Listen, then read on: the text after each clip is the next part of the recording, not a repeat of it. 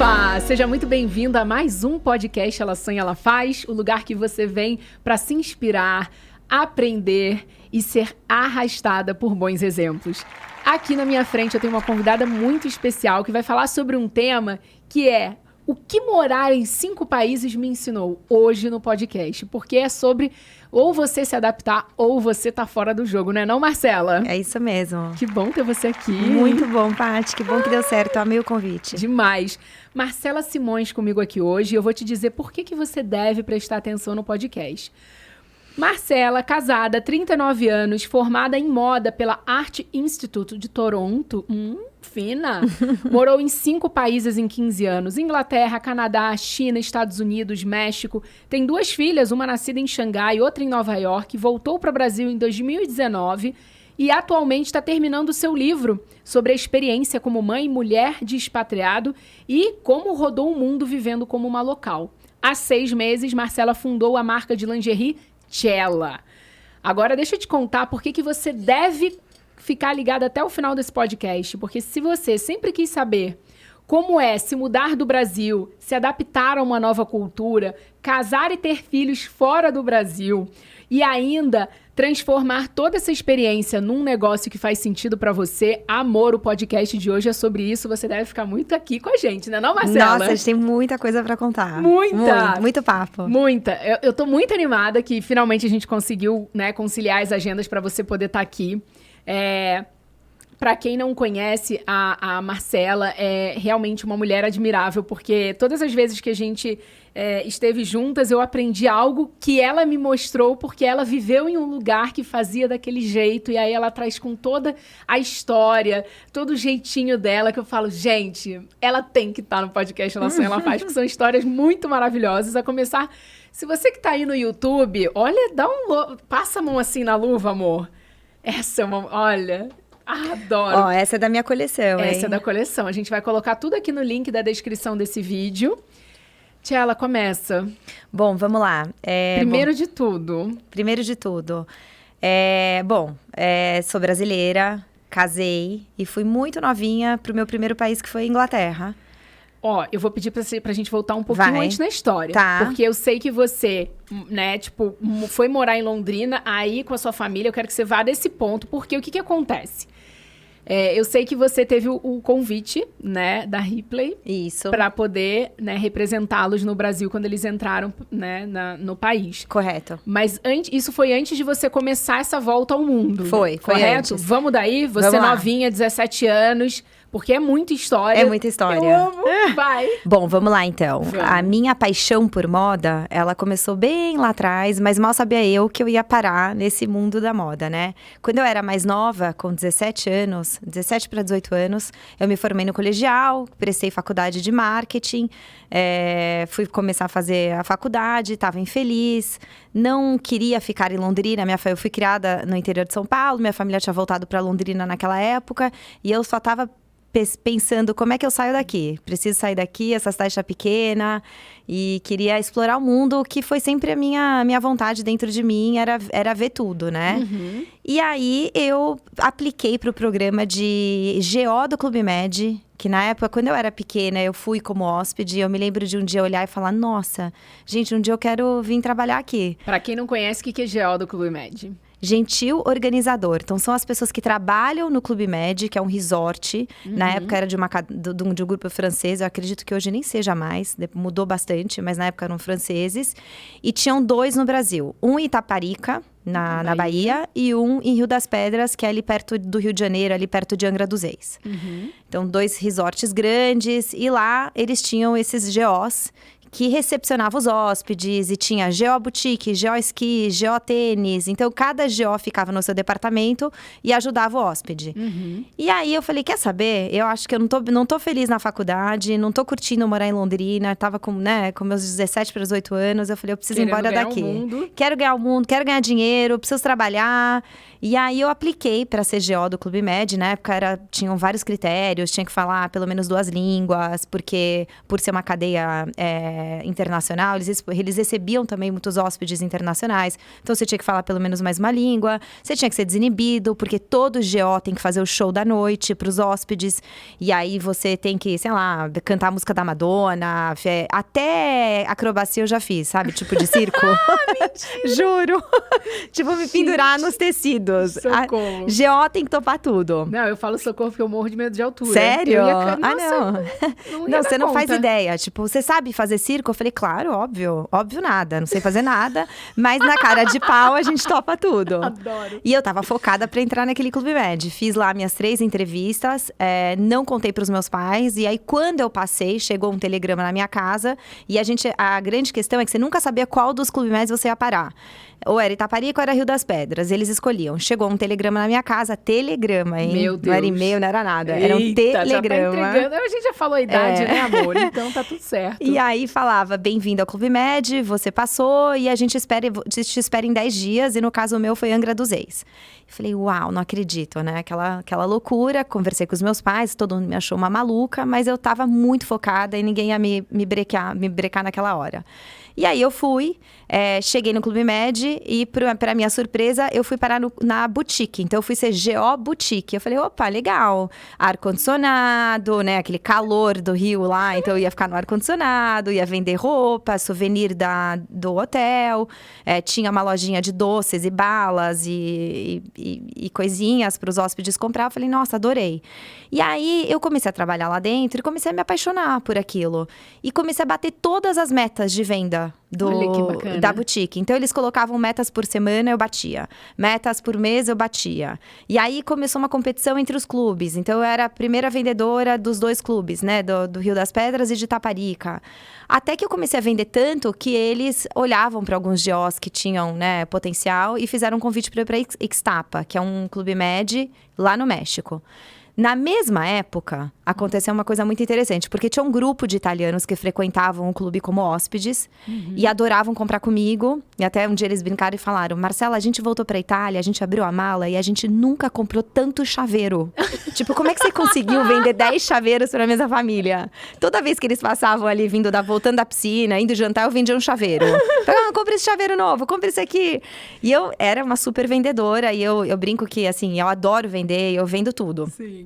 E aí, esse grupo de italianos, um belo dia apareceu no clube, inesperadamente, esse moço com outro moço, e eles não vieram com a família. E eu até falei, ué, cadê sua esposa? Cadê os filhos, os netos? Eles falaram, não, a gente veio pra conversar com você, a gente queria uma reunião com você. Eita, e aí? E aí eu falei, opa, aí terminei meu trabalho aquele dia, era umas 6 da tarde, sentei com eles no café, e eles já foram direto e reto. Marcelo, é o seguinte, a gente tá trazendo uma marca de jeans pro Brasil, que chama Replay, que na época era concorrente da Diesel. Sim. E o jeans italiano, né, era o máximo. Pra quem não conhece essa marca, o garoto propaganda global hoje é o Neymar. Exatamente. Né? Então, assim, é uma marca que realmente está presente em muitos países e busca, né, esse crescimento em todo mundo. Todo mundo, é uma marca bem grande. E aí, essa marca estava chegando no Brasil, esses italianos que estavam trazendo a marca para o Brasil, e eles já viraram para mim e falaram, olha, você que vai abrir a primeira loja Replay no Brasil, você é uma super vendedora, a gente confia em você. Eu tinha meus 23 anos, eu achava que era muita responsabilidade para mim na época. Lembrando que eu tinha também um convite para sair e para fora, para trabalhar no Clube Med do México. Mas ali eu falei, não, eu vou ficar com eles, isso aqui é super desafiador. É o que, me imagina, abrir uma loja do nada, fazer, né, desde contratação de funcionário, a primeira compra da mercadoria e tudo. Então eu participei do começo do processo até o final, fui morar no Rio, sozinha e comecei aquela história ali da moda. Depois disso, eu fui chamada para trabalhar na Maria Bonita Extra, sim, que também era uma marca bem icônica, bacana. Paulista, né? Paulista não, eles são cariocas. Isso que eu ia falar, carioca, eles são cariocas, né? Começaram no Rio, mas estavam bem grandes em São Paulo, tinham lojas em vários shoppings e tudo. Me contrataram para ser gerente de loja da loja do Shopping Marketplace, que é um shopping perto ali do Shopping Morumbi. Uhum. E aí eu fui ser gerente da loja deles e feliz da vida, de novo, vendendo, batendo meta e coordenando equipe. E aí foi nesse processo, depois de 1 ano com a Maria Bonita Extra, que o meu namorado na época, que a gente estava morando junto, nem casada eu era, recebeu uma proposta de trabalho para ir para fora do país. E lembrando que desde que eu tranquei minha faculdade de marketing, eu não voltei a estudar. E era uma coisa que me incomodava um pouco. Eu falava, não, em algum momento eu vou ter que parar para estudar, preciso de um diploma. E eu tava já ali fascinada. Super bem na carreira, né? Muito bem na carreira. E aquela coisa que a gente fica, né? Putz, se eu parar, eu vou ficar para trás, agora não dá para estudar. Mas Sim. A gente sabe que naquela época, esse diploma era muito importante também. E aí eu ficava só pensando em que momento eu ia fazer isso. E aí, quando o meu namorado, que hoje é meu marido, foi transferido para fora, porque ele trabalhava numa multinacional na época, ele virou para mim e falou assim, olha, eu sei que a gente não tá casado, eu sei que a gente, né, só namora, mas acho que você tem que vir comigo e aproveitar essa oportunidade, porque ele foi transferido para Londres, e fazer uma faculdade de moda. Porque naquela época, eu já tinha entendido que o meu negócio era moda. Eu tava apaixonada por esse mundo. E aí eu fui com ele, prestei uma faculdade que é bem legal, que chama Central St. Martins, que é uma faculdade muito bem renomada no mundo da moda. Total. Grandes estilistas saíram dali. Stella McCartney, Stella McCartney, né? Se formou ali, exatamente. Aí eu entrei, fiz meu primeiro ano de faculdade ali, até que ele é transferido para o Canadá. Então, você fez 1 ano na Inglaterra e depois... E daí transferi para o Canadá e acabo me formando na Art Institute em Toronto. Bacana. Nossa, tem tanta coisa que eu acho bacana a gente trazer uma luz para sua fala, porque eu sei que quem está ouvindo a gente aqui já percebeu nesse momento que você teve realmente muitas oportunidades. Sim. Mas, ao mesmo tempo, você soube escolher com frieza, né, o caminho que mais fazia sentido para você. E realmente, né, foi com tudo. Primeiro deles, 17 anos... Fazer um processo seletivo em outra cidade, sem contar para os pais, e só contar quando passar, já mostra um pouco da sua ousadia. Sim, né? Sim. E aí eu falo para quem está ouvindo a gente, esse é um momento que as oportunidades, elas passam realmente na nossa vida, mas você precisa ter a sagacidade de... né, montar no cavalo na hora que ele passa selado. Com certeza. Né? Então, você foi e aproveitou, porque dentro da realidade que você tinha naquele momento, era o caminho que você encontrou para pelo menos sair da cidade que você não estava se encontrando. Exatamente. Que no caso era Londrina. Exatamente. E aí, você vem para o Rio, dá um show de vendas, né, explode todas as metas, chama a atenção não só, né, do seu empregador, na época, Clube Med, como também de hóspedes que frequentavam. Então, assim, eu acho muito bacana, porque às vezes a pessoa tá num trabalho que é um momento da vida dela, né? Não significa que ela vai estar naquela... Na verdade, a gente está o tempo inteiro, né? A gente não é o nosso trabalho, a gente está, né? A gente respira, né? A gente respira, a gente está. Então, naquele momento, você entendeu que era realmente algo passageiro, mas que você se entregava de corpo e alma para um resultado. E tem uma coisa que eu falo e que eu já trouxe isso para minha vida de outros empreendedores, já até mencionei aqui, o Jesse Itzler, que fala uma frase que eu acho que se aplica muito a você nesse momento. Como você faz uma coisa, como você faz todas as coisas. Uhum. Né? E realmente, a maneira como você atendia e fez sucesso ali dentro do Clube Med foi a maneira como você chamou a atenção dos empresários que trouxeram a Replay para o Brasil e depois da Maria Bonita. E aí, de novo, a oportunidade passa na sua porta e você poderia ter ficado, entre aspas, acomodada, com um trabalho bacana, com dinheiro na conta, crescendo.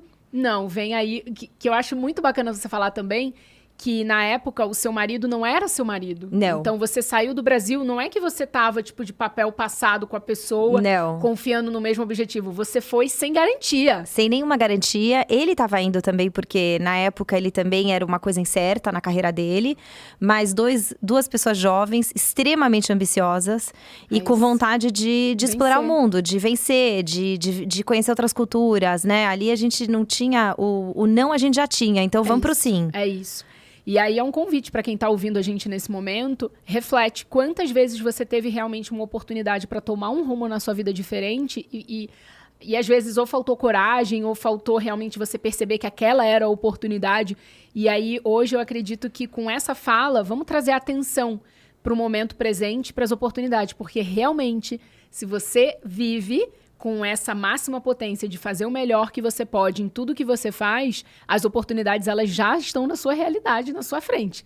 Ou você vai enxergar, ou elas vão passar. Ou elas passam, né? Com certeza. E aí conta, depois chegou ali em Toronto. Cheguei em Toronto, comecei na faculdade. Lembrando que meu marido, ele chegava e ele já, escritório, né? Já tava ali trabalhando no dia seguinte. Eu chegava, eu tinha que procurar a casa que a gente ia morar, decidir o bairro, ir lá na minha faculdade, transferir minha faculdade, né? De um país para o outro, fazer toda a papelada. E aí, não só isso, começar a procurar um estágio. Porque, né, eu já estava, para o mercado de trabalho, eu já estava um pouquinho atrás. Eu estava, né, fazendo uma faculdade para pegar um diploma. Então, assim, eu cheguei em Toronto, comecei a minha faculdade. Logo, eu já transferi ela para a tarde, porque eu entendi que de manhã eu tinha mais oportunidade para conseguir estágios. Tinha, na época, existe até hoje, uma loja de departamento de luxo muito legal no Canadá, e a sede era em Toronto, que eles não aceitavam estagiários. E eu, com toda a insistência, eu ia todo dia à tarde lá, e eu ficava esperando na salinha para conversar com a vice-presidente na época, para conseguir pelo menos um bate-papo com ela. Eu queria entender, eu queria saber, então, já que vocês não aceitam estagiários, quando é que eu posso aplicar e tudo mais. E eu deixei essa mulher louca, resumindo essa história aqui, porque eu já mandava e-mail, tentava, pegava a mulher no elevador. Tem várias histórias aí, deu e dessa mulher. Até que um dia ela falou: quem é essa brasileira, pentelha? Vou sentar com ela e quero conhecer o que essa menina, né? Quem é ela? E aí, em meia hora de conversa, eu consegui convencer ela a me pegar como estagiária. Eu falei: não precisa me pagar, eu saio da faculdade, eu venho pra cá. E ela até me explicou na época, ela falou: sabe qual é o problema? A gente teve tantas decepções com estagiários que a gente parou de pegar. Porque os estagiários não têm comprometimento, falam que vão chegar numa hora e não chegam, querem sair antes de todo mundo. Então ela falou assim: já deu pra gente estagiário. Eu falei: então você pode ter certeza que eu vou ser diferente. E ali eu comecei a mostrar pra ela, né? Eu saía da faculdade, eu nem almoçava, entrava naquele escritório e ficava ali absorvendo informação e tentando entender como funcionava aquilo. Era um escritório de compradores, então eles estavam comprando de várias marcas para essa multimarcas que eles tinham, tão grande, que era lá em Toronto. E aí, eu prestes a me formar na faculdade, cheguei nela de novo, falei... Ela chama Ruth Ann, eu nunca vou me esquecer. Eu falei: Ruth Ann, a gente precisa conversar de novo, porque eu tô para me formar e eu preciso agora de um trabalho mesmo. Não, mas aí, não sei o que lá, mas é que você tem que passar pelo processo seletivo, não é só porque você tá aqui. Eu falei: tudo bem, eu passo. E eram 30 meninas para uma vaga. E, obviamente, Marcelinha foi ali e conseguiu, né? Sagacidade total. Eu falei: não, essa vaga é minha. Claro que eu também tinha uma questão ali de estar ali dentro já, de conhecer todo mundo. Os caras que me entrevistaram já me conheciam. Por isso que eu falo que é tão importante a gente entrar de qualquer forma no lugar que você quer trabalhar, topa o que for. Porque quando você tá lá dentro, as coisas são diferentes e você já sai na frente. Eu já saí na frente das outras 29 meninas. Porque eu já tava ali dentro, já conhecia todo mundo, sabe? Eu sabia o que falar na entrevista, eu sabia o que eles queriam ouvir. Então, assim, aquilo foi uma escola pra mim. Então, eu saí na frente dessas 29 meninas, não por ser melhor que elas, mas por ter tido mais experiência que elas. E mais visão do que elas. Exatamente. De topar, de repente, ser mais insistente. E mesmo sem um salário, começar ali a estagiar antes mesmo de ser obrigatório, alguma questão. Total. E aí, eu queria realmente trazer uma atenção para o que você falou sobre essa questão do expatriado. Para quem nunca ouviu esse termo, né, basicamente, quando você muda de país, contratado por uma multinacional, você é levado para aquele país, né? A sua família é levada também. Isso. E normalmente, quando é o homem, a mulher, ela fica com todas essas incumbências da casa, da família, de poder organizar junto à empresa que está levando a família para fora, todos esses detalhes. Uhum. E é muito comum, e aí é legal falar isso, porque talvez você seja algumas mulheres que eu conheço que têm essa questão do marido ser expatriado, muito essa questão lá em Dubai também, mas são raras as exceções quando a mulher realmente decide que essa vai fazer a vida dela também naquele lugar. Então, Concordo. Esse seu protagonismo, que eu acredito que é o seu diferencial também, junto com essa sua sagacidade de viver, de poder enxergar e fazer a tua sorte, para mim fica muito claro quando você fala isso, de que você chegou no país, foi procurar a casa, foi procurar ali o bairro que vocês ficariam e foi ver a tua vida, que era na casa ou faculdade, procurar um estágio e tudo mais. Isso. E é sobre essa questão de não se acomodar. Porque a gente sabe também que quando você é expatriado, você tem uma série de regalias que se a mulher não quiser, ela pode ficar só como dona de casa. Total. E não foi o caso, Não. tava longe, você nem almoçava. Não, nem almoçava, trabalhei, eu paguei pra trabalhar. Pagou pra trabalhar. Mas sempre com um goal ali, né? Uma meta, objetivo um objetivo maior. Que era...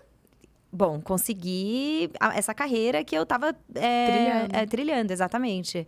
E queria voltar, ir pro mercado e também fazer minha história lá fora, né? É bem o que você falou. Eu sempre que eu fui mudando, então quando eu cheguei em Londres, eu lembro claramente de falar, então tá, aqui é minha casa, as pessoas tomam bastante chá e comem peixe com batata frita. Então, beleza, é isso? É isso, vamos fazer isso daqui agora. Então, eu sempre fui com essa mentalidade de eu tô aqui, eu vou viver aqui, eu quero conhecer as pessoas locais, eu quero viver no bairro que as pessoas andam, eu não quero estar perto dos gringos, eu não quero, não preciso conhecer tanto brasileiro, obviamente que a gente vai conhecendo pessoas interessantes por todos esses países, brasileiros e de outras nacionalidades, mas eu tentava fugir da mesmice e de fato explorar aquele país. Então, eu brinco que eu nunca fui aqui, voltava pro Brasil de férias e trazer o pão de queijo na mala. Ai, conta sobre isso que eu acho muito importante, né? E tem muita gente que faz, né? Ai, não, mas como é que eu vou ficar sem a minha farofa da Yoki? Como que eu vou fazer sem o pão de queijo? E obviamente que eu gosto da farofa, gosto do pão de queijo, mas eu pensava, gente, a farofa e o pão de queijo vão ficar ali, eles não vão embora. Vamos aproveitar o que tem aqui. O que as pessoas aqui comem? Como elas vivem? Como elas se comportam? Né? Nossa, muito bom. Então, eu sempre tive essa mentalidade de viver o país que eu tava ali e viver aquela cultura e tudo mais. Então, não foi diferente no Canadá. Quando eu cheguei no Canadá, uma história engraçada é que no Canadá todo mundo é um país muito frio. Toronto neva muito, quase 8 meses de inverno. E ou você vai ser deprimido, triste, reclamar do tempo o dia inteiro, ou você vai fazer do limão uma limonada. E eu falei, bom, eu vou ter que começar... Eu tenho pavor de frio, pavor. E lá não é um friozinho, não. É tipo menos 20, menos 25. Eita! Entendeu? Você acorda de manhã, você fala... Quando dá menos 10, 12, você já tá celebrando. Então, eu lembro que no começo foi duro. E no final de semana, o que as pessoas fazem? É o esporte do país, é esquiar. Você pega, vai para a primeira montanha que tem ali do bairro, tem várias, e você esquia. Você desce lá e você começa a esquiar. Aquelas criancinhas começam a esquiar com 1, 2 anos. Gente. E eu nunca tinha esquiado na minha vida. Eu falei, bom, vamos lá, vamos tentar esquiar. E aí, começam os perrengues, né? Porque daí alguém fala assim, olha, em vez de esquiar, tenta já de aquela outra prancha que chama snowboard. Vai já direto para aquela lá, que é mais legal e tal. E, bom, não preciso te falar que, assim, eu só levava tombo. Era a coisa mais frustrante. Eu aprendi que a gente não deve aprender a esquiar com o marido ou com o namorado. Você fala assim, você vai para lá, eu vou para cá. Porque, assim, são as piores brigas que você vai ter. Porque um quer dar mais lição que o outro e não dá certo. Imagina, 2 brasileiros fazendo snowboard. Não vai rolar. Então, eu lembro também que foram lições de vida. A gente vai aprendendo. Ó, esquiar com você eu não vou aprender. Quando a gente estiver esquiando, a gente desce junto. Então, a gente tinha várias histórias ali de viver realmente a cultura, né? De curtir o frio, de não reclamar. Porque eu acho que, assim, é muito fácil a gente chegar num lugar e falar, poxa, mas é que aqui é muito frio. Aqui é muito barulhento. Eu morei em Nova York, né? Aquela cidade não para. Então, ou você também fala, que incrível, vou viver esse barulho, essa luz, essa energia, ou você vai passar a tua vida reclamando. Sim. E conta como é que foi, por exemplo, essa mudança repentina, assim. Você conseguia se preparar, por exemplo, ter saído de Londres para o Canadá. E do Canadá, qual foi o próximo país? E se você tinha ali um mínimo de preparação, ou o marido chegava na sexta-feira e falava, ó, semana que vem a gente vai ter que se mudar. Como é que era isso? É mais ou menos isso, Paty. Não tem tanta preparação, assim. Ai, vamos nos preparar em 1 ano, vamos morar em tal lugar. Não, a gente nunca sabia. E são 2, 3 meses que você tem pra organizar a tua casa, a tua vida, colocar tudo num container, numa mala e ir pro próximo. Bom, o meu próximo foi o lugar mais inusitado que eu nunca na minha vida imaginei morar, que foi a China. Eu fui parar na China. Literalmente, sabe aquela expressão? Eu fui parar na China. Então, eu fui parar na China. Eu fui parar em Xangai. Era o ano de 2008. De novo, né? 2 pessoas jovens, sem filhos, com sangue nos olhos, com vontade de crescer, de abraçar o mundo. Quando a gente soube que era a China, é engraçado que em nenhum momento eu hesitei. Eu falei, China? Uau, China? Não. E a gente se abraçou, a gente ficou feliz e vamos pra China. Eu nunca cogitei não ir pra China. E eu cheguei numa China que é completamente diferente da China de hoje. Porque eu cheguei num momento que a China estava se abrindo pro mundo. Eu cheguei em 2008, em janeiro. Em junho, julho, foi as Olimpíadas de Beijing. Então, assim, imagina, a China estava recebendo pela primeira vez, né, esse evento. E ela estava se abrindo para o mundo de fato. Até então, a gente não conhecia muito sobre a China. E aí, logo depois, veio a Expo da China. Então, eu passei por dois grandes momentos de China, em que eu vi uma China… Eu cheguei numa China, depois ela virou uma outra China. Vou te dar um exemplo. As criancinhas chinesas, elas não usam fralda. Então, elas andam pela rua, é muito engraçado isso, depois vocês pesquisam na internet, eu não tô mentindo. Elas andam com o bumbum de fora. Oi? Então, todos os bebezinhos da China, a partir do momento que eles começam a andar, que eles compram já a roupa com o bumbum rasgado. Então, porque eles acreditam que assim a criança vai desfraldar mais rápido. Porque você começa a colocar fralda, ela vai ficar 2 anos de fralda. Então, se você começa a andar com ela assim, você tem que parar correndo nos lugares. E era assim, para na rua, para perto de um lixinho. E eu tô falando disso assim… O país inteiro, tá? Não tem diferentes classes sociais, níveis sociais. É assim, eles são criados assim. E aí, quando chegou as Olimpíadas de Beijing, o governo falou, olha, a gente vai pegar mal, a gente começar a andar com as criancinhas com o bumbum de fora. Então, durante as Olimpíadas, não pode mais. E, gente, é impressionante aquele país. O cara lá de cima fala, tá falado, nem todo mundo segue a regra. E aí, eles pararam com o negócio do bumbum de fora. Aí, terminou as Olimpíadas, voltou as criancinhas a andarem com o bumbum de fora. Aí, entrou a Expo, para bumbum de fora. Então, assim, eu fui vivendo uma China atrás de outra China que ela ia mudando constantemente. Eu lembro uma vez que eu fui de férias para o Brasil e quando eu voltei tinha um prédio novo na minha esquina. Porque aqueles chineses, quando eles resolvem construir, fazer… de um dia para o outro. Então, eu fui vivendo aquela China assim que eu cheguei e ninguém falava uma palavra de inglês. Eu andava com um cartãozinho para conseguir voltar para minha casa, escrito em caractere, que eu tinha que, quando eu entrasse num táxi, eu falava ni hao, que era a única coisa que eu sabia falar na época, que era oi em chinês, mostrava o cartão e chegava em casa.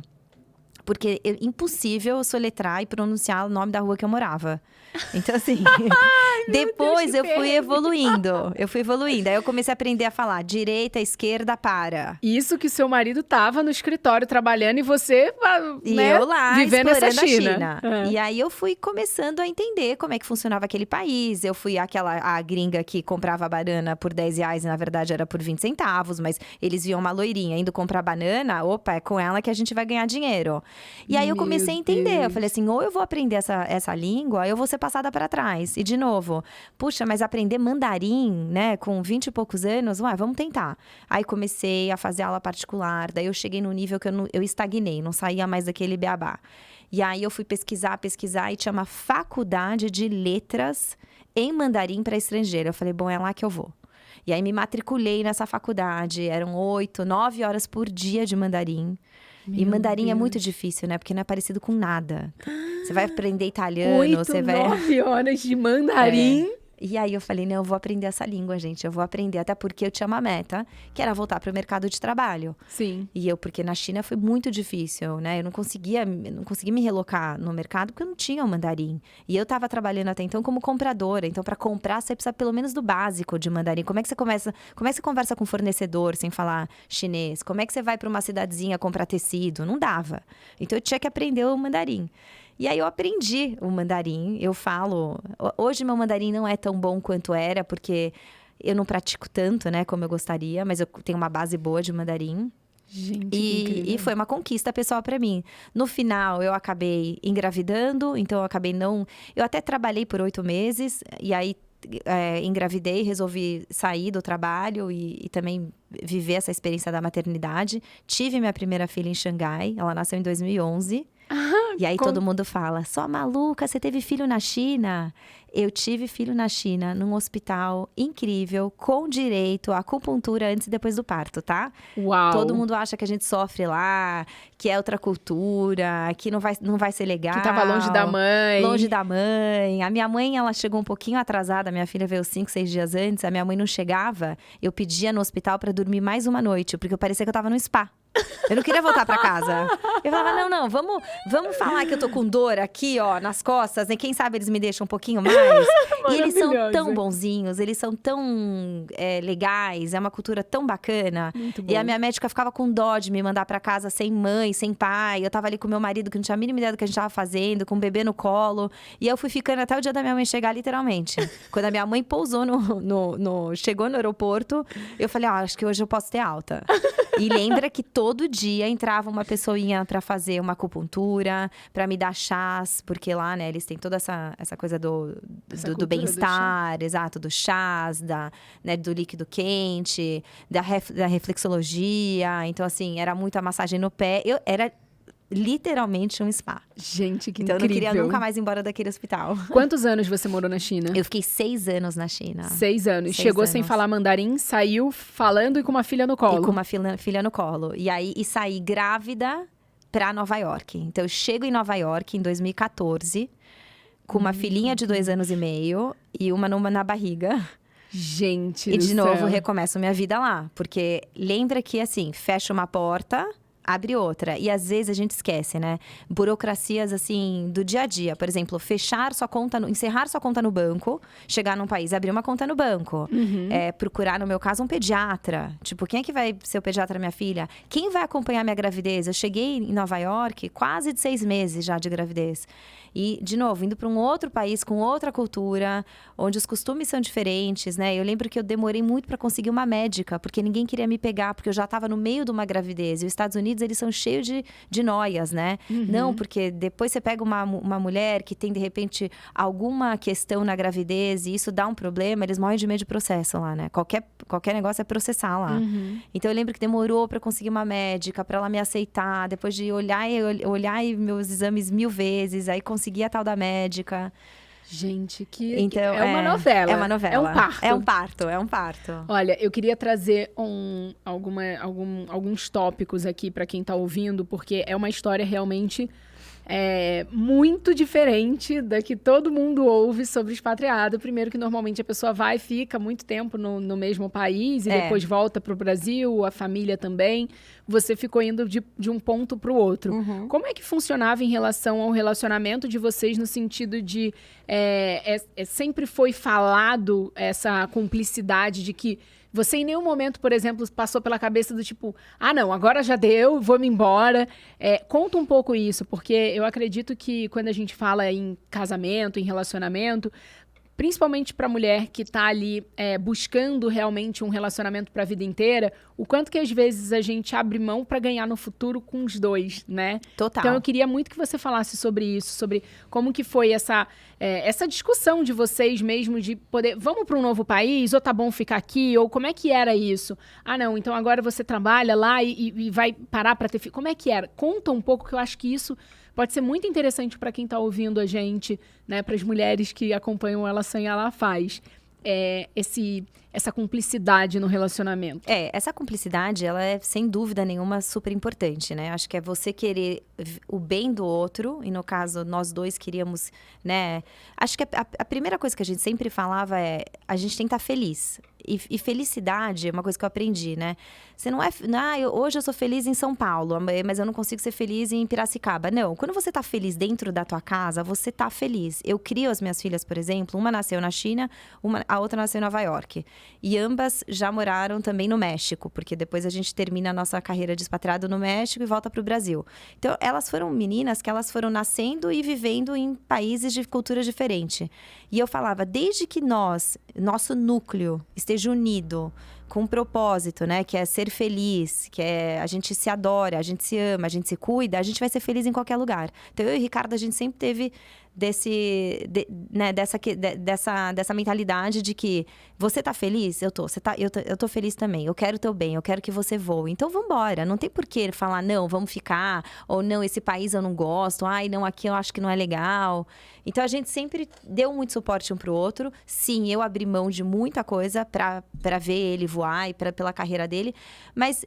é engraçado porque eu não penso assim, abrir mão. Eu tava ganhando junto. Eu tava... É a mentalidade. Essa mentalidade que eu tava te instigando pra você falar. Essa mentalidade a gente tava ganhando junto. A gente tava, né? Ele tava ganhando na carreira, ele tava lá, né, atrás dos sonhos e conquistando os sonhos dele em termos de carreira. E eu tava ganhando muita coisa. Eu tava ganhando vivência, eu tava ganhando cultura, eu tava conhecendo pessoas, eu tava aprendendo línguas. Imagina, quando é que eu ia aprender a falar mandarim? Só se eu tenho que parar na China para falar mandarim.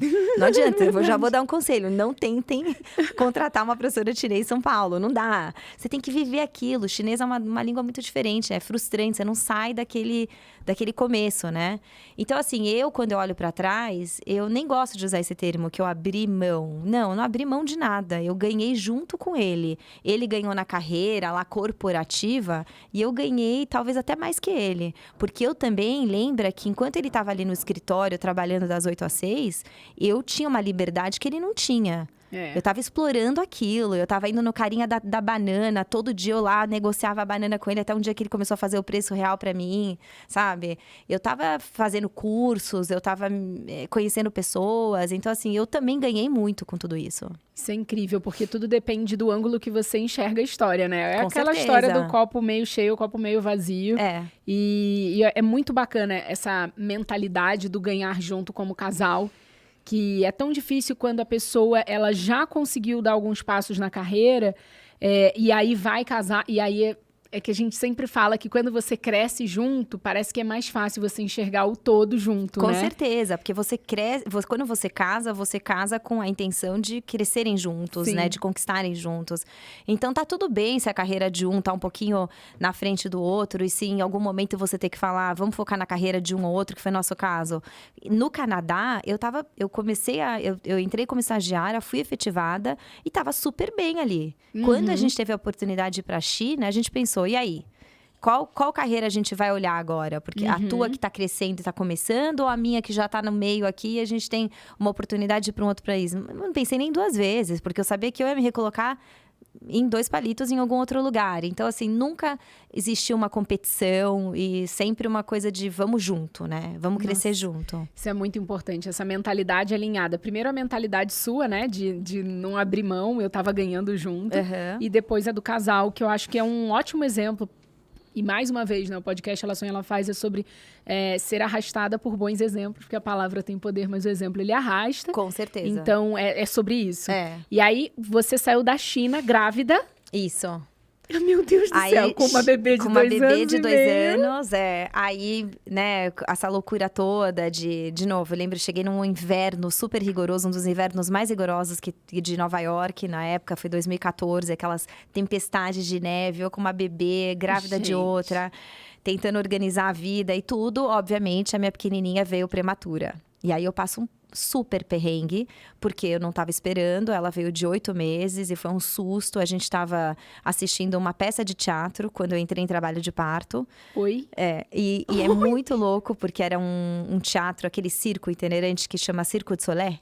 A gente foi assistir um espetáculo deles e a gente só comprou porque chamava Ama Luna, que é o nome da minha pequenininha, que eu já sabia que ela ia chamar Luna. E eu falei, nossa, olha que interessante, vai ter um show de circo aqui com o nome da Luna. Vamos ver. Aí era um domingo à tarde, uma nevasca lá fora, e a gente tentando achar programa quando você tem um filho pequenininho, ó.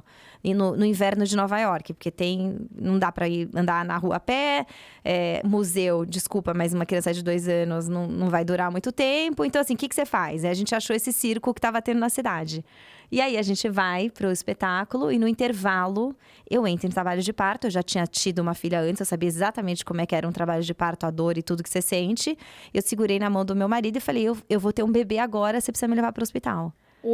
E a gente pula num táxi, corre pro hospital e eu já tô tão avançado que não tem nem o que fazer mais. Então, eles falam, olha, ela vai nascer, aquela loucura toda. Eu entro num quarto... tiram a Luna estava enrolada no cordão, ela já estava em estresse, ela já não estava muito bem. E eu não vejo nem minha filha, porque eles tiram, ela não tá muito legal e já uma equipe médica leva ela embora e ela vai pra UTI. Oi? E aí eu fico ali no quarto, aquele silêncio. Eu peço pro meu marido sair correndo só pra ver como ela tá, se ela tá com vida, porque a gente nem isso sabia. De novo, eu tô tendo uma filha num outro país, outra cultura, americanos, não tinha aquele calor dos chineses. Eu imaginava que se eu tivesse passado por isso na China, a minha médica ia ter me dado um abraço. Nos Estados Unidos é preto e branco. Estamos com uma emergência aqui, tem uma situação. Gente. Entendeu? E aí levaram a Luna da gente.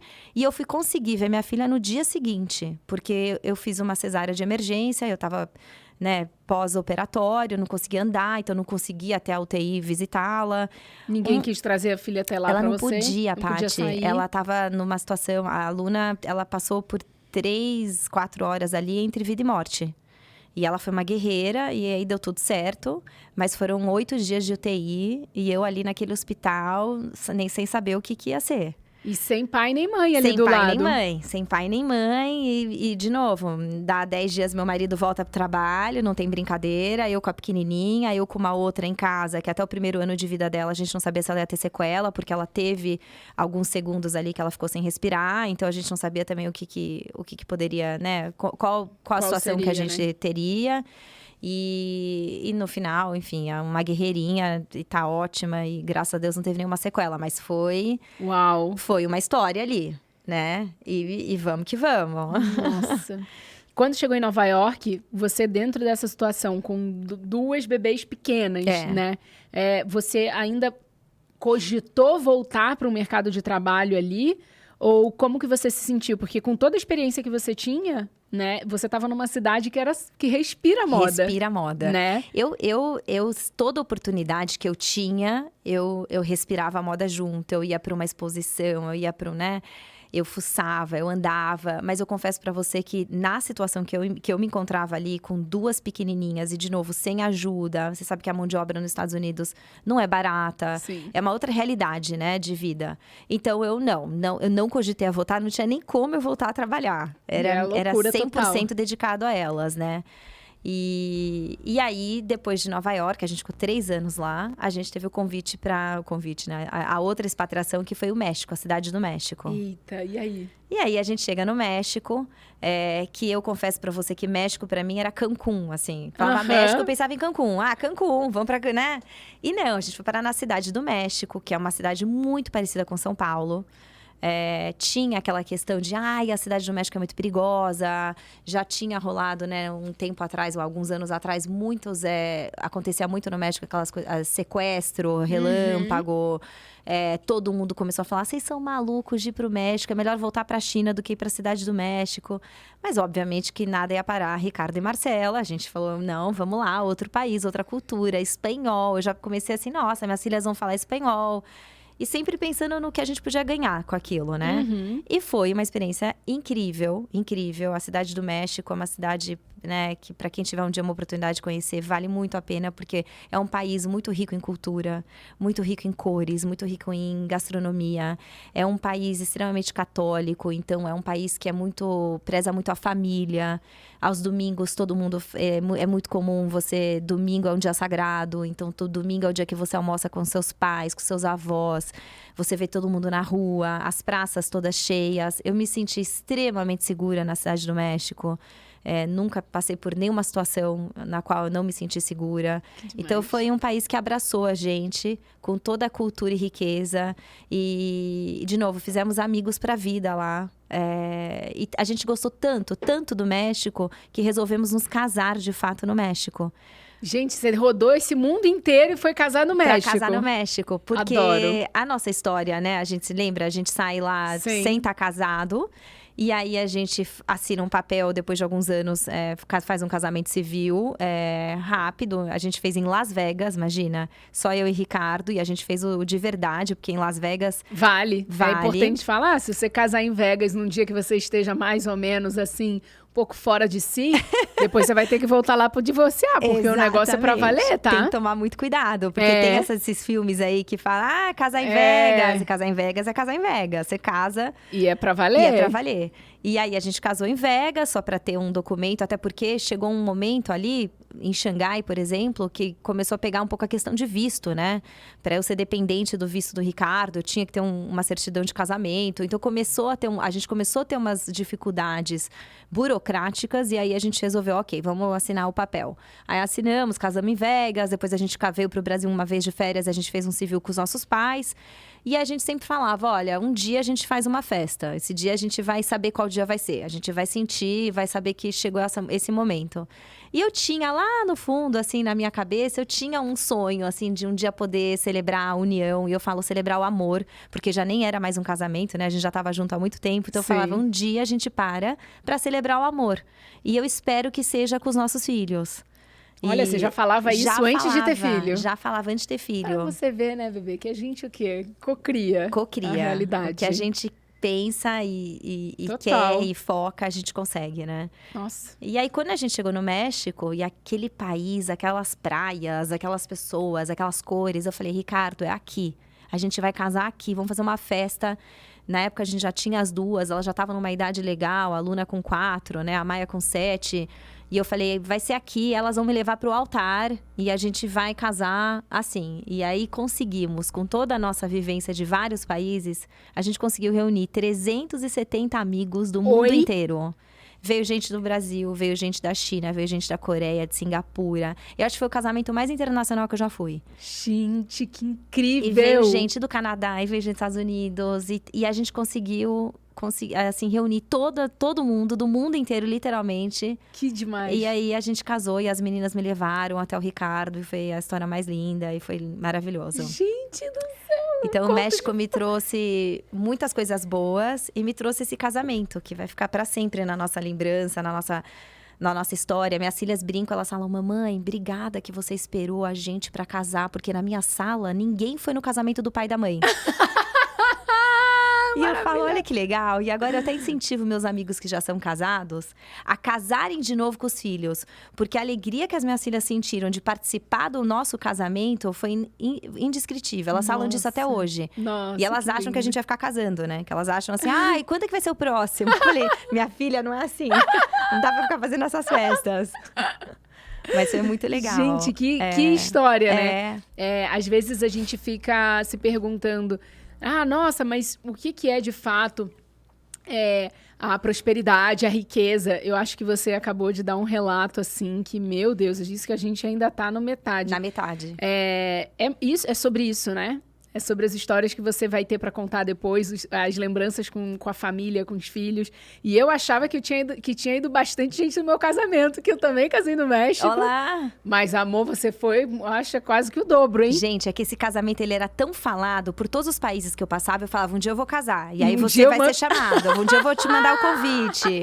Tanto que quando chegou o amigo de Singapura, eu não acreditei. Eu falei, nossa, eles falaram, não, mas esse casamento a gente não ia perder por nada. Gente, que incrível. Foi muito que legal. Incrível. E aí vocês moraram no México e depois voltaram pro Brasil. E acredite ou não, foi a decisão mais difícil que a gente teve que tomar. Quando falava, agora você vai pra China, agora você vai pra Londres, a gente ia assim, ó, pá. Quando avisaram a gente que nós iríamos voltar pro Brasil, a gente falou, opa, e olha que interessante, né? Voltar pra casa. A gente já tinha saído há 15 anos de casa. Então, eu já não me sentia também mais tão brasileira. Eu tinha algumas inseguranças. Eu falava, mas será? No Brasil? A gente acaba, quando a gente mora fora, a gente acaba escutando coisas do nosso país que não são verdadeiras ou que são exageradas. Sim. A gente cria coisas nas nossas cabeças. Imagina você que foi a decisão mais difícil. Foi, voltar para casa. E a gente volta para casa… Assim, vamos tentar, mas se não der, a gente vai embora. Imagina, eu cheguei na China assim, uhul! E voltar para casa estava difícil para mim, nos primeiros momentos. E, obviamente, que eu cheguei aqui, eu falei, uau, essa aqui é minha casa, minha terra, meus amigos, minha cultura. E, assim, com todo respeito, não tem como não me adaptar de volta no meu país, sabe? Eu que vivi em tantos países, com tantas culturas… Não combina. Não tem como. Esse papinho, ai, não me adaptei de volta no Brasil, pra mim não colava muito, não. E nunca colou. Eu voltei pra casa. Você pode até virar depois de alguns anos e falar, não gostei tanto, prefiro tal país. Mas assim, não se adaptar, as pessoas perguntavam, ai, você tá adaptada? Ai, ou, como assim? Tipo, nasci aqui, eu falo a língua, é meu país, né? Então, assim, foi muito legal ter voltado.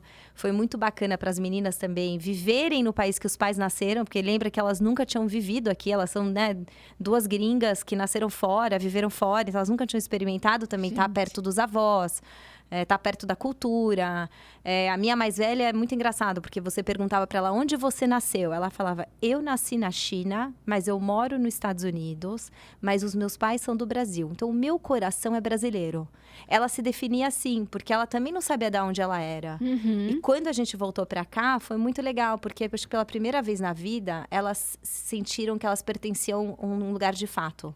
Porque o pai e a mãe são daqui. Então, na cabeça delas, elas também eram daqui. Uau! Nossa, já deu para perceber que a nossa convidada causa, né, dona Marcela? Vou aproveitar para poder entrar nesse assunto, né, com você.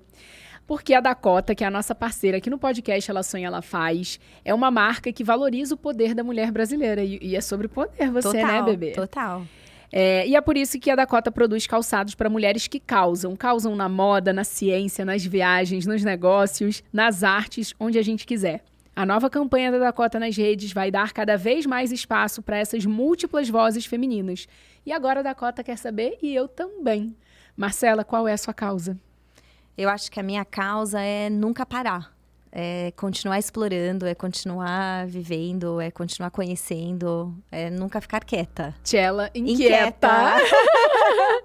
Pois é, mulheres que causam, como a Marcela, são uma inspiração. Quer saber o que também vai inspirar você? Acesse agora o QR Code que está na sua tela ou visite o site dakota.com.br e conheça a coleção incrível que a marca preparou para estar nos pés de mulheres poderosas. Dakota, ser linda é ser feliz. Tudo a ver com o que você falou aqui, né, bebê? Tudo a ver, tudo a ver. Tem que ser feliz, Com tem que estar certeza. feliz. Agora eu quero saber, nessa volta para o Brasil, em 2019, um ano antes de começar a pandemia, e também um tempo antes de você, né, dar vida à sua marca, como é que foi essa volta, essa adaptação aqui para as meninas e para você falar, bom, já estou no meu país de volta, minhas filhas já têm uma idade que estão na escola, estão ok, meu marido está lá no trabalho, e agora? O que eu vou fazer, né? Eu quero saber disso, porque depois veio a Tchela, né? Então, quero saber como é que foi esse momento de... não, agora eu vou abrir a minha marca. Exato. Pegar toda essa minha bagagem, essa minha visão, esse meu tato pro que é tendência, pro que faz sentido para ser atemporal também, e colocar num produto. Conta pra mim, por favor, como é que foi aí essa transição. Então, foi fácil, porque como eu te falei, voltar para casa, né? Você volta para o teu porto seguro. É aqui que eu conheço as pessoas, querendo ou não. Você tá na tua casa, na tua cultura, você fala a língua. Eu lembro assim, eu brincava, falava assim, bom, a padaria já não tá mais ali, mas eu sei onde encontrar essa padaria, porque quando eu chegava num lugar, eu não sabia nem onde ficava a padaria. Então, assim, aqui foi tudo mais fácil e mais normal, assim, né? Mais natural é a palavra. Então, pela primeira vez também, eu tive vontade e coragem de abrir um negócio. Porque lembra assim, você tá vivendo como expatriada, mulher de um expatriado lá fora. Por mais vontade que eu já tive, sonhos e ideias, eu sabia que aquilo não era permanente. Sim, você não tinha como falar. Não tinha como. Quanto tempo ia ficar ali, Exato. Né? Como é que você vai abrir um negócio sabendo que você pode ir embora daqui 6, 2 ou 4 anos? Então, era um risco maior, né? Então, eu não estava pronta para esse risco ainda. Quando eu chego no Brasil, eu falo, opa... Agora aqui eu tô em casa, aqui, por mesmo que eu vá embora, eu conheço pessoas, eu conheço gente, eu me senti mais segura. Então, a primeira ideia e primeira vontade que eu tive foi de colocar toda essa vivência, essa experiência num livro. Eu já conheciam pessoas na minha vida, que passaram pela minha vida, que falavam, Marcela, você tem que parar em algum momento e escrever sobre todas essas vivências e todos esses países e todas as histórias, né? Porque você vai acumulando um monte de história. Sim. E histórias boas, histórias não tão boas, e momentos tristes, momentos felizes, mas você tem que colocar isso no livro. Porque você pode ajudar pessoas, suas filhas vão se beneficiar disso um dia. você, quando for mais velha, vai gostar de ler, porque a gente acaba esquecendo coisas da nossa vida. Então, assim, eu falei, bom, vamos lá. Então, eu vou escrever esse livro. Eu fui atrás de uma pessoa que ajuda a escrever, né? Ele chama um ghostwriter. E ele é especializado em escrever histórias. E a gente conversou, eu gostei dele, ele gostou de mim. Ele falou, vambora, eu topo, achei incrível essa ideia. E foi muito legal, porque esse livro começou com uma ideia e tá terminando com outra. A princípio, era um livro meio autoajuda. Porque muita gente falava assim pra mim, nossa, você faz com tanta maestria essa coisa do expatriado, você chega num país e você começa do nada, você tá sempre feliz, você só fala das coisas boas. Por que você não coloca isso no livro pra incentivar outras pessoas, outras famílias, outras mulheres que estão indo pro teu caminho e às vezes tem dificuldade de deixar a casa, dificuldade de recomeçar, né? Ou de ser a mais um, né? Porque você vai e você de repente tem que deixar algumas coisas para trás para seguir a carreira da outra pessoa, né, que tá indo. E eu falei, então, ótima ideia, eu vou fazer isso. E aí, a gente começou a escrever esse livro. E um belo dia, o André, que estava escrevendo comigo, numa entrevista que ele estava tendo comigo, ele virou para mim e falou assim, para tudo, você não é expatriada. Você não tem como dar conselho para as pessoas de como ser expatriada. E aquilo mexeu comigo. Eu falei, como assim? Ele falou assim, Marcela, todo país que você viveu, você fez daquele país a sua pátria. Então, é verdade. Então, como é que você vai dar dicas? Ah, olha, quando você chegar num lugar, você faz assim. Você não, porque você foi muito natural pra você. Você chegou ali, você vira uma inglesa. Você vai pra China, você virou uma chinesa. Né? Você foi pra Nova York, você virou uma americana. E ele tinha totalmente a razão. Acho que ele começou a conviver comigo e ver como eu ia vivendo nesses países. E me deu esse primeiro insight, que foi o primeiro que eu falei, opa. E eu posso falar com propriedade que você é essa pessoa. Porque a gente já esteve em Nova York juntas, na mesma época, sem combinar. Verdade. E assim, marcamos de almoçar. A Marcela, ela primeiro chama para uns lugares que que não é óbvio de um turista ir. E aí, a gente foi buscar suas filhas na escola com você. Eu tava com meu marido. Isso. E foi ótimo. Foi uma maneira de você ver como é que a pessoa local vive, né? E o que faz depois da aula com criança. Achei, nossa, foi muito bacana a experiência. Aonde toma o sorvete, aonde para, qual a praça que brinca. E como é que faz. Aí eu lembro que aconteceu uma coisa que eu fiquei um pouco chocada, assim. Que depois que o Ricardo chegou, a gente tava, acho que no West Village, não lembro agora. Isso. E do nada passa uma mulher com uma criança. E aí essa mulher, a criança cumprimenta suas filhas. Isso. E depois que a mulher vê que a filha dela estava cumprimentando, olha pra você e fala, Marcela, nossa, você aqui, que legal, não sei o quê. Isso em inglês, e aí eu, nossa, legal, a mãe da escola, né? E aí do nada você vira, você sabe a Peloton? E aí, pra quem não sabe, Peloton é uma empresa, inclusive listada na Bolsa de Nova York, que tem ali aquelas bicicletas, aquelas esteiras e com a tela na frente, né? E que foi um boom na pandemia. Exatamente. Que você faz aula ao vivo. Que você faz aula ao vivo, com várias pessoas conectadas ali no app no mundo inteiro e tudo mais. É um negócio super inspirador. E eu conheço, já tinha estudado, inclusive, o negócio. E eu nunca tinha visto o rosto dos fundadores, enfim, né? E aí você, em 5 segundos, passou a mulher... Você cumprimentou você e você falou pra mim, Paty, sabe quem ela é? Ela é uma das cofundadoras da Peloton. É a fundadora. É a fundadora, que é ela e o marido. Ela e o marido da... E você contou que ele era do mercado financeiro, eles queriam empreender. Aí eu amei a história e eu falei, gente, a Marcela é um troço, assim, diferente de você conviver, porque ela traz pontos de uma história que se não fosse o seu olhar do mundo inteiro, a gente não ia nem enxergar. Eu ia falar, nossa, bacana, que legal que a sua filha tá ali com as crianças depois da escola. E você não, já conectou com a mulher, já viu, já falou, não sei o quê. Eu falei, gente, a Marcela, ela dá nó em pingo d'água. Então, mas você sabe que, Paty, não é a Marcela, é essa experiência. Então, eu falo que qualquer pessoa que tem essa oportunidade de viver o que eu vivi, de morar num país e de respirar a cultura daquele país, você também vai encontrar com pessoas interessantes e legais. Eu, né, voltando no que eu te falei, quando eu fui morar em Nova York, a Nova York era a minha casa. E eu tenho até eu tenho uma paixão por Nova York, né? Você sabe, eu volto pra lá com frequência, a gente gosta muito. Eu não quero nunca perder ligação com aquela cidade, porque eu realmente acho que em alguma outra vida eu fui nova-iorquina. E a gente adora lá. Mas todos os países que eu fui passando, a gente foi conhecendo as pessoas locais e você vai se interessando. E quando você se interessa pelas pessoas, vem naturalmente isso, né? Todo mundo fala, ai, mas como é que você não é de Nova York, você conhece todos os nova-iorquinos, você conhece o... Porque eu tenho interesse genuíno em conhecer as pessoas. Eu paro ali na padaria, eu converso com o cara da padaria. A gente tenta ir num restaurante que não é um restaurante dos turistas. Minhas filhas foram estudar lá, eu quis entender quem são os pais, que eles são, o que eles fazem. Então, assim, é você, de fato, mergulhar na cultura e de coração aberto. E isso que você acabou de falar é o melhor exemplo de como construir um networking de poder. Que networking é sobre você ser interessante sem ser interesseiro. Total, né? total. E você realmente pegou em todas as cidades do mundo que você foi, você era essa pessoa interessante, interessada em saber o que essas pessoas faziam, como você poderia começar, como você poderia aprender, como você poderia conviver. E isso que eu acredito que forma também as nossas referências, que aí eu acredito que traz hoje para sua marca. Total. Né? Porque a Tchela... né? Vamos falar da By Tchela? Vamos falar da By Tchela. Então, terminando o livro, qual foi meu segundo projeto? Bom, agora eu vou voltar pra moda. Né? A moda já tá aqui, eu tô precisando voltar. E aí começou a história de o que eu vou fazer, eu vou pra roupa, porque roupa foi o que eu vivi e fiz a minha vida toda, né? Putz, mas roupa, mais uma marca de roupa, né? E aí você começa a pesquisar o mercado. E a gente sabe que, primeiro que empreender no Brasil não é brincadeira. Sim. Você abrir um negócio não é fácil. E aí você começa a olhar, né? Pra onde eu vou e tudo mais. E eu comecei a ver que tinha muita marca de roupa. E tinha uma coisa que eu não via muito. Que era a lingerie, mas com um toque mais sofisticado, um toque mais sensual.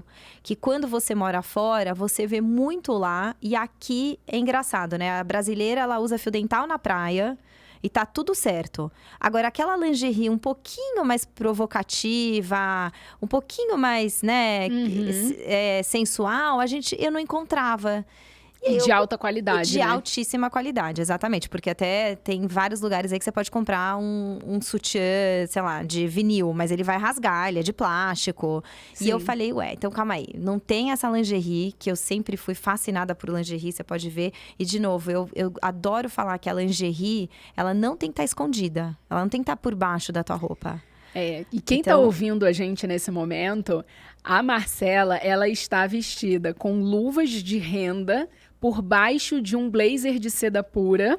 Exatamente. Né? Eu tô com um uma sutiã cor meio âmbar, que também pode mostrar. Com um sutiã que tem uma renda ali francesa, maravilhosa. E super chique. Exato. E eu sempre gostei de brincar com a lingerie, com a roupa. Agora, se você ver os últimos desfiles internacionais, você vai ver que a lingerie voltou com tudo. Então, o corselet com o blazer, né? O sutiã à mostra. Eu adoro brincar e colocar sutiã por cima de segunda pele. Eu sempre gostei. E aí eu falei, opa, calma aí, achei. Então, quando você acha a tua paixão, quando você acha, né, aquilo que você tá procurando, fica tudo mais fácil. E eu abri a marca faz 6 meses. Tenho uma pessoa que tá me ajudando muito, daí eu falei, bom, eu preciso agora entender lingerie, porque lingerie não era a minha escola, eu nunca tinha trabalhado com lingerie, e é um mundo à parte. Então, eu contratei uma consultora que trabalhou com lingerie por muitos anos, ela veio comigo, e juntas a gente tá aí explorando esse mundo da lingerie. Gente, eu acho o máximo. Vamos pôr aqui, por favor, Bia, na tela. Tem algumas fotos que eu acho que falam By Tchela, né? Olha, gente do céu. Eu queria aquele do douradinho, sabe, Bia? Então, essa daí... Essa daí é a imagem... Aliás, esse hobby você tem. Eu tenho esse hobby. Ele é lindo. E vou usar muito ele, não só, né, como lingerie, mas também com a roupa. Porque é uma coisa que você ensinou quando você realmente falou assim, Patrícia, hobby não é só pra usar em casa. Pra dormir, não. Querida, bota uma calça jeans, uma blusinha básica por dentro, a alcinha do sutiã aparecendo e o hobby por cima, exatamente. Sapato preto, acabou. Vai ser sucesso. Você tá linda, maravilhosa. E não esquece da luva, ó. A luva! E a luva. A luva, amei. E essa brincadeira que você tá vendo, Paty, né, no caminho da lingerie, eu tô entrando agora com algumas joias femininas. Então, essa foi a primeira joia que eu fiz. Joia de corpo. Joia de corpo. com uma amiga minha que tem uma marca de joias bem legal aqui em São Paulo. Ela chama Cíntia Durante. E eu falei, Cíntia, você topa essa aventura comigo? Ela falou, será? No Brasil? Será que rola? Não vão achar a gente maluca? Aí eu falei, não, a gente tem que quebrar esses paradigmas bobos. Total. A gente é muito engessado, o brasileiro é muito engessado. O brasileiro homem ainda é muito preconceituoso, né? A gente tem mania de achar que esse tipo de lingerie ou uma joia pro mamilo não é legal. É legal sim. Aliás, eu tô vendendo um monte pra carnaval. Olha que loucura. Que loucura. Então, assim, é divertido. Tem N momentos e maneiras de usar. Sim. Né? Então, assim, essa daí a gente fez com essa corrente, que ela interliga uma na outra, mas você também pode tirar a corrente e virar uma gargantilha. Então, tudo é uma brincadeira. Isso daí é tudo banhado a ouro. Ela vem com um adesivo que você tira e põe. Então, ela cola perfeitamente na pele. É super segura, não cai. É muito legal. E é uma brincadeira. E aí, você pode... A imaginação, né? Não tem limite. Então, você brinca como quiser. Adorei. Tem mais imagens da Baitella. E eu sei que essa foi uma colaboração que você fez com a sua amiga designer. Isso. Olha, a Gabi. A Gabi. Então, aí quando eu abri minha marca... Eu abri ela, estou começando e comecei a ter ajudas, né? As amigas, pessoas que querem me ajudar, mulheres poderosas que querem empoderar a outra. E graças a Deus eu sou rodeada e cercada por gente assim. Então, assim... Eu imagino, né? Com essa pessoa super interessante, cheia do network, óbvio. E é muito legal, porque a Gabi é uma mulher de poder, uma mulher que, né, que tá aí fazendo um super sucesso, mas que quando ela soube que eu ia fazer isso e que, de fato, ela viu eu fazendo, porque uma coisa eu brinco e falo assim, ideia todo mundo tem, né? Colocar em prática, aí é outra brincadeira. E a Gabi, ela acompanhou esse processo. Ela acompanhou eu falando que eu ia abrir uma marca de lingerie, depois que eu tava fazendo. E, de fato, quando ela viu que eu tava realmente pronta e que os sutiãs existiam, que tava tudo lá, ela me ligou e falou, eu quero te ajudar. Como é que eu posso te ajudar? Eu falei, não, então no momento certo você me ajuda. Não, eu quero te ajudar agora. Ela falou, então que tal eu ir pra tua casa? Essas fotos foram tiradas na minha casa, na parede de casa branca. Ela falou, eu tiro com todos os seus sutiãs e te ajudo. E vamos divulgar, e vamos começar. Então, assim, foi muito legal. A Gabi foi uma super ajuda. Eu falo que é minha musa, garota propaganda. Musa total, amor. Musérrima. E olha que legal, uma mulher, né, advogada, séria, tem um programa na televisão, fala de direito, fala de política e não tem vergonha de falar, eu uso um super sutiã, eu me cuido, eu quero estar bem. E de novo, o sutiã, a lingerie não é pra uma pessoa, é pra você se sentir com poder, empoderada. Total. E a sua próxima colaboração pro Dia dos Namorados, eu ouvi falar que foi com a Bluebird. Exatamente. Vai ser, na verdade, a minha primeira collab. Oficial, assim, né? Quando você vai co-criar com outra marca. Exatamente. Então, a gente vai lançar uma coleção, uma cápsula. Eu não tenho coleções, Paty. Eu acho que sutiã, calcinha é atemporal, assim. Não tenho coleção do verão, coleção do inverno. Então, eu brinco que eu solto cápsulas. Eu vou soltar 4, 5 cápsulas por ano. Eu faço pouca grade. Eu quero, né, que seja um produto mais exclusivo. Mais exclusivo, exatamente. E aí eu quero, junto nessas cápsulas, sempre escolher 2, 3 marcas legais que eu posso fazer uma collab. Então, a primeira collab é com a Bluebird, dos sapatos lindos que você deve conhecer. Sim. E a gente tá montando uma coleção bem bonita para os Dias dos Namorados. Olha! E como é que a gente acha a Baitella? A Baitella tá no Instagram, então a gente tá agora fazendo vendas via Instagram e WhatsApp. Logo mais a gente começa com o e-commerce da Baitella e estaremos em junho na Bluebird, o mês de junho inteirinho, aqui em São Paulo. Olha que bacana. E enviamos para todo o Brasil. Olha. Então, estamos começando, gente, mas a gente devagarzinho orgulhosa. Vai. Não, eu acho o máximo. Eu fico muito feliz de ver toda essa trajetória, porque em todos os momentos você poderia ter se acomodado, você poderia ter ficado ali como mais um, né, que a gente estava até falando antes de gravar, como que deveria ser o título do episódio e tudo mais. E eu acho, assim, demais como você se destacou e como que você fez desse limão uma limonada maravilhosa e hoje está refletindo isso no seu negócio. Sim, com então, certeza. É um fenômeno. Se você pudesse falar para uma mulher que está diante de uma grande mudança na vida dela, ou de repente até mesmo o marido, o companheiro, está recebendo uma proposta de sair da própria cidade, né? Passou num concurso público, ou então a pessoa está indo realmente por uma empresa multinacional para fora, mas ela está insegura, o que você falaria para essa pessoa? Vai sem medo, porque não tem como você não ganhar com isso. É uma experiência que, independente do tempo, do lugar, vai ser sempre positiva na tua vida. Você conhecer um lugar novo, você já vai sair na frente. Você conhecer pessoas naquele país, você já tá na frente. Gente, incrível. Então, assim, não vá sem medo. A vida vai te guiando. Não tem muitos... Eu também sou uma pessoa que eu nunca fiz muitos planos. Eu vou chegar e vou fazer isso. Não, chega lá, vê qual vai vivendo um dia após o outro. E procura estar com uma pessoa que te leve pra cima, né? Eu preciso falar que, assim, eu casei com um cara que... ele topa todas as minhas loucuras. Do mesmo jeito que eu topei a dele, vamos pra China, vamos. Eu também, o que eu falo dentro de casa, ele fala, vambora, vamos tentar. E assim, é uma pessoa que também quer me ver voar, né? É uma pessoa que tá ali pra me aplaudir, tá ali também com uma super experiência que eu não tenho. Então, assim, me ajuda também no business, né? Que eu resolvi abrir. Então, assim, é legal estar com uma pessoa também que te coloca pra cima e que quer te ver bem, né? Total. Mas se eu puder falar, vá e não deixa essa oportunidade passar, porque isso daí pode nunca mais acontecer. Nossa, incrível. Planos para o futuro? Agora é construir a Cella, né? É consolidar ela, é fazer dessa marca uma marca bacana, uma marca séria. E continuar focando na família e de novo, Paty, sem muitos planos, assim. Sem muitos planos, apenas vivendo hoje. Apenas viver hoje. Que signo que você é? Geminiana. Gente. Eu não entendo muito de signo, mas... Eu também não, mas eu sei que, tipo, né, pra viver o hoje, pra ser assim, bom, se você entende, conta aí nos comentários, coloca aí. Ai, olha só, Marcela, que prazer ter você aqui no podcast Muito Ela Sonha, legal. Ela Faz. Amei Eu também. poder trazer a sua história como um exemplo de mulher que realmente não aceitou ser apenas a mais uma, ali o plus one na vida do outro e foi construir isso tudo junto. Que Com exemplo certeza. Maravilhoso, que família linda que você tem. Obrigada. Muito sucesso. Obrigada. Obrigada por compartilhar tudo isso. Além da Cella, você também tá no Instagram, mas seu Instagram é fechado. Não? A minha pessoa é fechada. Sua pessoa é fechado. O by Cella tá aberto. Então é by_. by.ch_ela.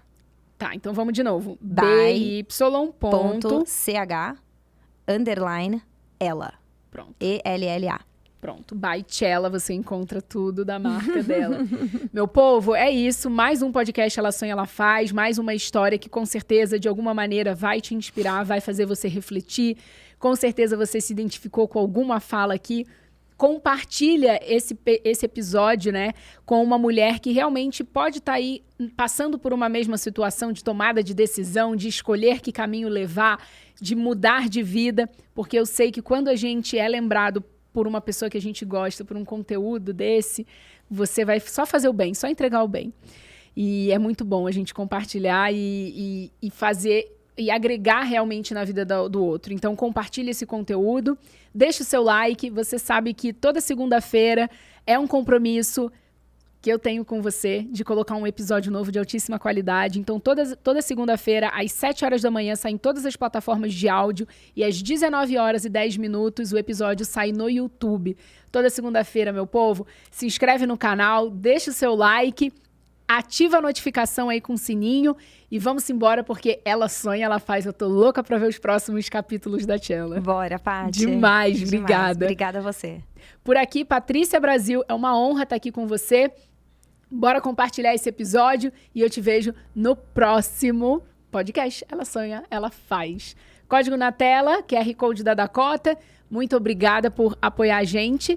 E @Ela Sonha, Ela Faz em todas as redes sociais. Agora eu fui. Beijo. Beijo. Tchau.